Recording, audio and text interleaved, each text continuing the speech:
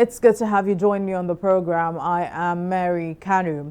Now, once again, Nigeria's headline inflation rate increased to 22.22% on a year-on-year basis in April 2023, the fourth consecutive surge in 2023 and highest since January 2004. According to reports by the National Bureau of Statistics, the highest increases were recorded in prices of gas, air transport, vehicle spare parts, fuels and lubricants for personal transport equipment, medical services and road transport. The NBS latest report also listed a set of indicators which suggest things might actually be going from a really bad case to worse, such as rapid increase in prices, an immense strain on households, as well as a likelihood for commercial banks to increase interest rates just to keep up with the rising inflation rate, among others. While the latest numbers for Nigeria in April 2023 have revealed deeply concerning trends that paint a gloomy picture for households and their purchasing power, the presidency has condemned reports that have tied the increase to President Muhammadu Buhari's 8-year administration. According to the presidential spokesperson Garba Shehu, the inflation spike is due to the global economic downturn triggered by the COVID-19 pandemic. Now, to speak more on this, public affairs analyst and entrepreneur Obinaya Urakpa joins me now on the program. Thank you very much for joining me. Now, let's begin. What were your expectations regarding this new increase in the nation's inflation rate? Even as many had projected higher, what's your reaction to the steady increase, and what factors do you think are responsible for this? Well, unless we are lying to ourselves, the inflation is just telling the true picture of where we are as a nation. We have had challenges recently as a nation. Just recently, we had the rushed implementation of the Naira redesign by the central bank. Now, it distorted the economy greatly. For instance, the poultry farmers reported that because of the unavailability of cash, over 60% of their members lost their eggs because people simply couldn't see themselves transferring 80 naira or 120 naira. That's an attitudinal change that will need to happen, but I would have recommended that we take a phased approach. So the Naira redesign affected the economy in a heavily cash-dependent economy. So that's number one. Two, what's inflation? Inflation primarily speaks to the increase in prices without a commensurate increase in the people's income. So the effect on the people is the increase in the misery index of the average Nigerian. So you have a lot of unhappiness, a lot of sadness, and people simply taking it out on one another. So I don't think it was unexpected. The issues that led to inflation last 6 months, have remained unchanged. And to the extent that those indices remain what they are, we're going to keep facing galloping inflation. It may not have been as high as expected because there was the CBN had to retrace her steps. The president had to, at some point, obey the Supreme Court that said they should reintroduce the 200 naira, 500 and 1,000 naira notes. Once that was done, the economy came back on stream, and Nigerians sometimes have a short memory. People went back to life as usual, but the impact was already there. The negative impact was already there. Another thing also in the positive sense is that within that period, people learned to do things more electronically. They opened more accounts. They had more POS machines get into the system. People learned to do more transfers. So that may have also helped to reduce the numbers slightly, but the rate of inflation is still extremely high. The implication for the economy is that employers of labor may begin to do what they call right sizing, which to the employee is more like downsizing. So a lot of people may lose their jobs. And if you speak to the Manufacturers Association of Nigeria, they will also be willing to give you the statistics of how many businesses closed shop in the past few years, especially in the past 2 years post-COVID-19. Thank you. Now, the year-on-year inflation rate for April 2023 stands at its highest level in over 17 years, indicating a prolonged period of escalating prices across various sectors of the economy. Help us understand the effect of this on the economy and citizens. Well, as I began to say, why did it go as high in 17 years? Some things that have never happened before in the last 70 years are happening to us, where farmers have to pay ransom to go into the bushes to plant in a heavily agrarian economy, where we closed our borders and we do not have all of the production of rice that we need to produce under the Anchor Borrowers program, where we have high demand of fish without a commensurate production capacity to produce the volume of fish needed in the country. So you have a situation where inflation is galloping, and then of course the income of the people is not meeting up with the rate of inflation. The effect on the people, like I would always say, is that the misery index will go up. A lot of people will lose their jobs.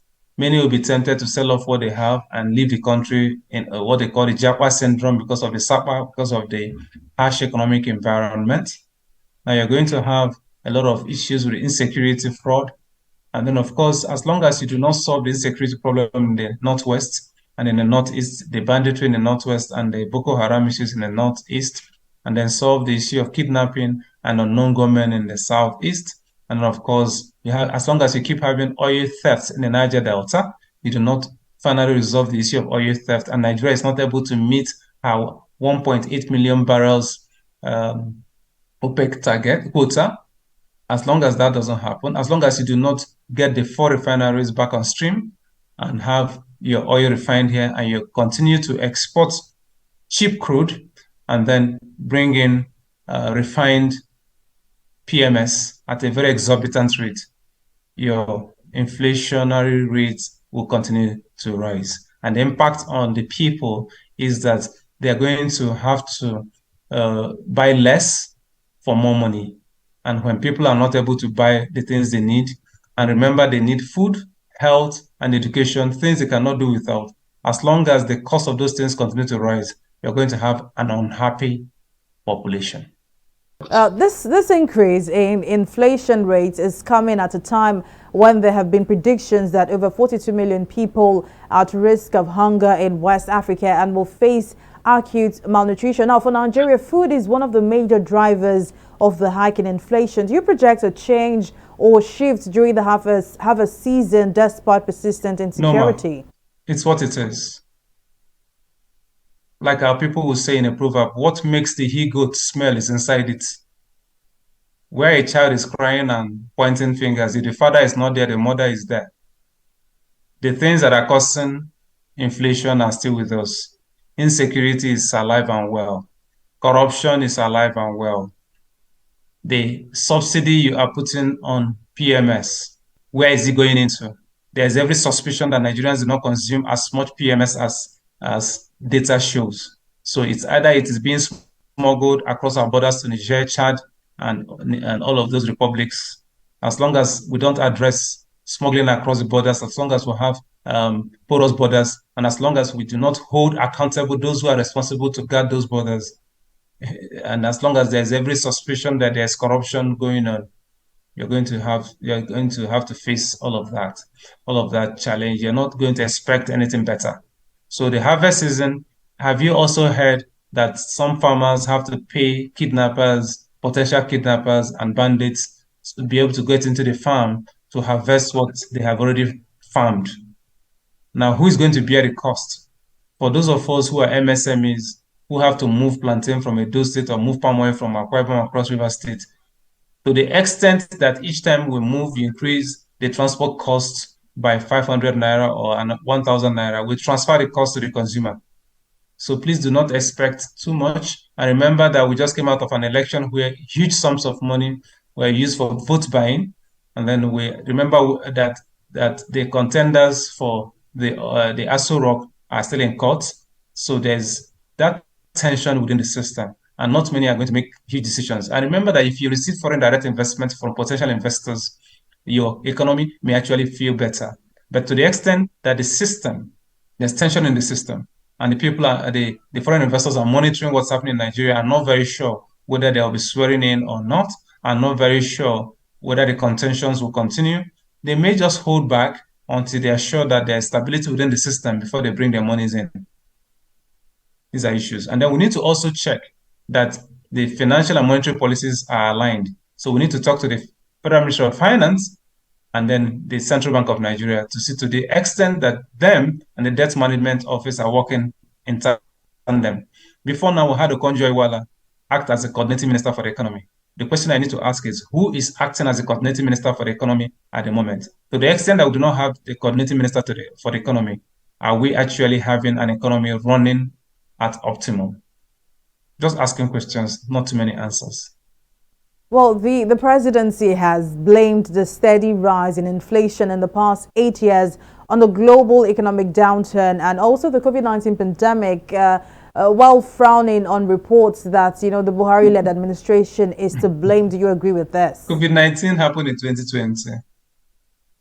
It didn't last 6 months thereabout. Economies began to revive. To be fair to the government, through the National Microfinance Bank, we had a COVID-19 loan given to households, had household loans, grants that were given to enable households to find their feet and come back again. Now, we also had the COVID-19 loans for MSMEs, 350, 450, 500,000 naira. We had 750,000 naira. We also had the SME loans of 2.5 million for companies that face challenges then to buy inputs and produce again, so the economy does not suffer so much inflation. We also had 10 million naira, which was reduced to 3 million. AXMIS, Agri Small and Medium Enterprises Investment Scheme loans for MSMEs to also produce. All of that was geared towards reviving the economy and to ensure that the shocks, the effects of COVID-19 did not heavily affect us. But to the extent that COVID happened and ended, the government did her best to cushion that effect of COVID. But I believe that we could have done better than we have done so far. Especially because I believe that we could have had better managers of the economy. To the extent that we borrowed 77 trillion by this budget cycle, almost hitting 80 trillion naira. The question is, what did we apply the loans to? Our revenue to income ratio, what is it like? Our revenue to debt servicing ratio, what is it like? We are hearing that from IMF that Nigeria is using 96.3% of our income to service our debts.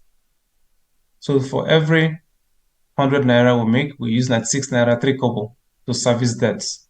That's not going to help any economy. Are we also blaming COVID-19 for that? Haven't the borders opened? We also need to ask the question, we're still borrowing. There is a document in the National Assembly asking the National Assembly to ratify for us to borrow $800 million from the World Bank just a few days to the end of the administration. Is it not better we allow the new administration to take her own decisions and manage the economy the way she wants to manage it and take responsibility for whatever comes out of it, pros or cons? So I do not think we should blame COVID-19. I still believe that we have not had enough cohesion in the management of the economy between the monetary policy managers and the fiscal policy managers. We need to also know to what extent that the different managers of our finances have done, the Financial Finance, the Central Bank of Nigeria, Debt Management Office, and Federal Land Revenue. And then we also need to query the number of taxes that are imposed on Nigerians and the effect it has on the economy. How many businesses are still standing? How many have sold off what they have and have left the country for Canada, UK, and other parts of the world? Now, how engaging has the government been with the man on the streets?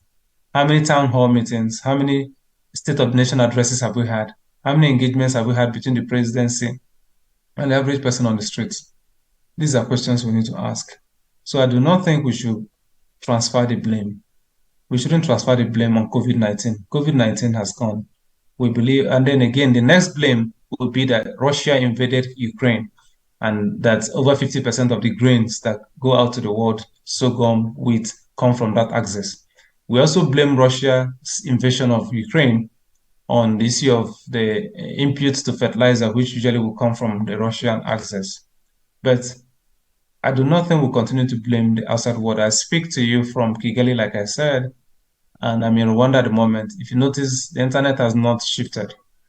So we need to look at our digital economy, communication and economy sector to see the extent we have built enough infrastructure or we have managed those, we have supervised those who are managing it, the telcos and so on. Because if you put all those infrastructure in place, then those who are in the private sector like me will be able to manage the economy better, will be able to operate without interference from government. There's too much interference with taxation, both formal and informal, according to Koji Ewala. In some states in this country, we have over 67 classes of taxes, if not 97. Not very sure of my statistics now. All of those affect us. The road infrastructure, the sea infrastructure, the insecurity issues are the reasons where we are, not COVID-19, not Russia invasion of Ukraine. Yes, these are valid points, but we could have done better. Other countries are doing much better. All right, now finally, what do you think can be done to rein in inflation at this point in the country? We need to manage our economy better than it has been managed. The number three thing, I believe, was security. We need to tell ourselves the truth. The security hasn't been well managed. We're still having killings in Kaduna, in Taraba, in different Benue and other parts of the country. Can we actually find out where these killings are coming from, hold meetings with the people, resolve whatever the issues are, so that foreign direct investment can come into Nigeria comfortably? I'm walking around the streets of Kigali as I speak, and I'm not seeing police people putting guns all over the place. I'm not seeing army on the streets. There are no checkpoints. We can learn from others. There are 54 countries in Africa. And then we also need to look at the Africa Continental Free Trade Area. In several of the meetings I've held here in Kigali, all I'm hearing is them expressing a desire to export to other countries. Nigeria needs to engage properly on this Africa Continental Free Trade Area so that Nigeria does not become a dumping ground for goods better packaged, better produced in other countries like Rwanda, Botswana, fast growing, Egypt, and so on. They're preparing to dump on us. After we're 208 million. And if there's corruption, we have over 1,000 entry points into Nigeria. So our borders are porous. If we don't deal with all of these, then we're going to have a huge challenge. And then finally, the new government should please make sure they put the square pegs in square holes, round pegs in round holes, and must be sincere from day one to engage Nigerians and promise Nigerians good governance and actually keep to what they are promising. All right, now public affairs analyst and entrepreneur Obinaya Urakpa, thank you very much for your time. We'll take a break here, but when we return, the program will continue to stay with us.